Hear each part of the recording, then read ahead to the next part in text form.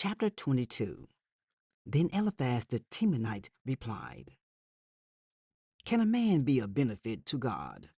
Can even a wise person benefit him? What pleasure would it give the Almighty if you were righteous? What would he gain if your ways were blameless? Is it for your piety that he rebukes you and brings charges against you? Is not your wickedness great? Are not your sins endless? You demanded security from your relatives for no reason. You stripped people of their clothing, leaving them naked.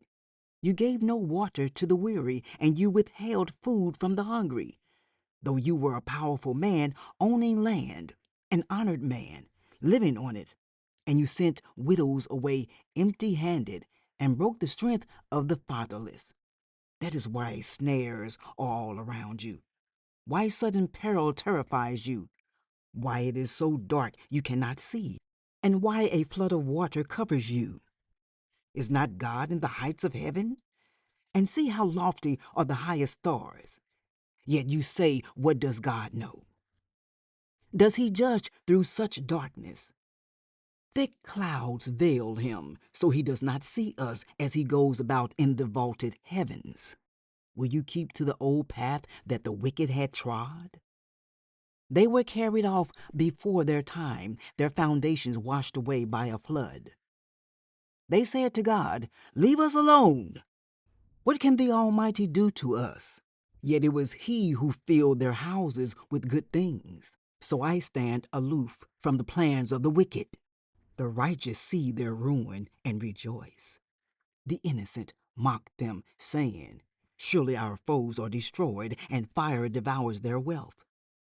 Submit to God and be at peace with him. In this way prosperity will come to you. Accept instruction from his mouth and lay up his words in your heart.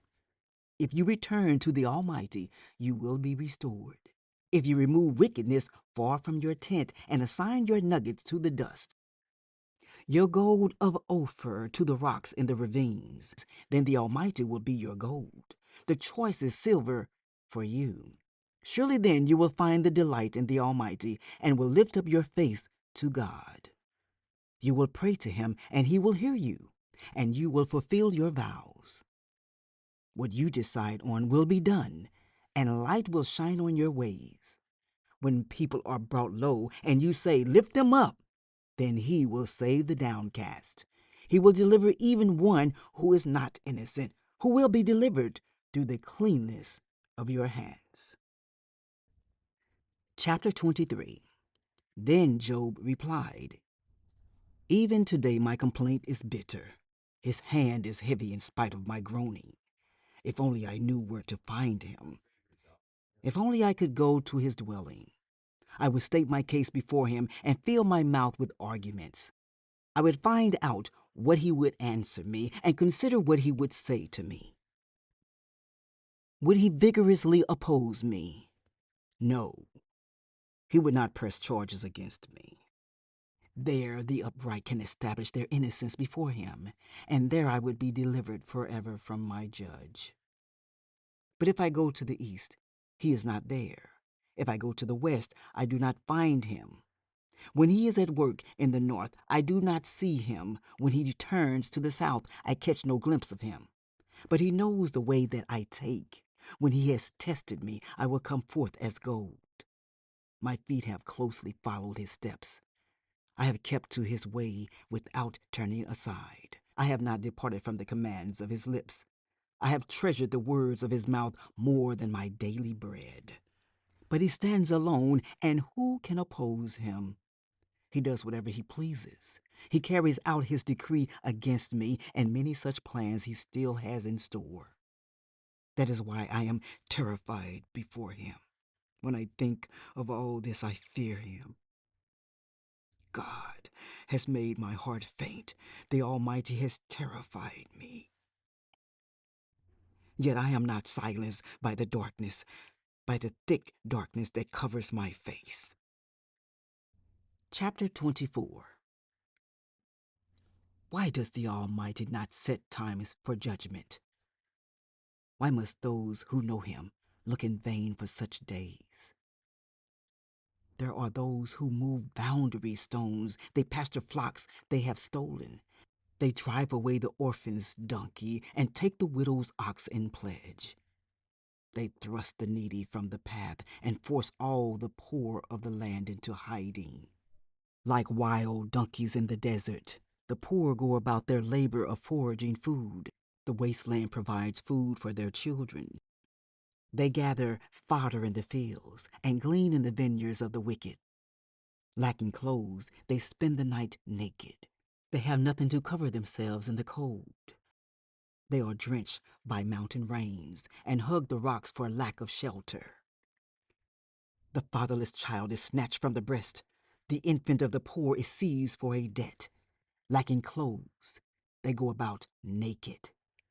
They carry the sheaves, but still go hungry.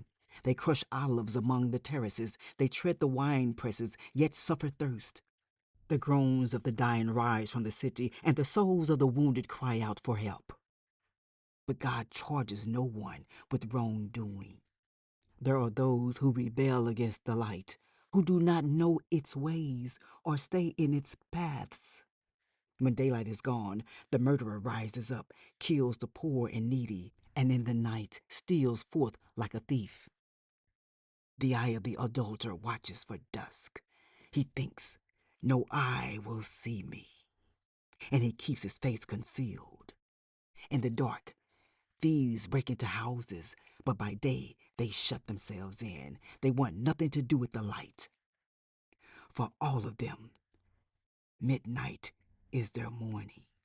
They make friends with the terrors of darkness, yet they are foam on the surface of the water. Their portion of the land is cursed, so that no one goes to the vineyards. As heat and drought snatch away the melted snow, so the grave snatches away those who have sinned. The womb forgets them. The worm feasts on them. The wicked are no longer remembered, but are broken like a tree. They prey on the barren and childless woman, and to the widow they show no kindness. But God drags away the mighty by his power. Though they become established, they have no assurance of life. He may let them rest in a feeling of security, but his eyes are on their ways. For a little while they are exalted, and then they are gone. They are brought low and gathered up like all others. They are cut off like heads of grain. If this is not so, who can prove me false and reduce my words to nothing?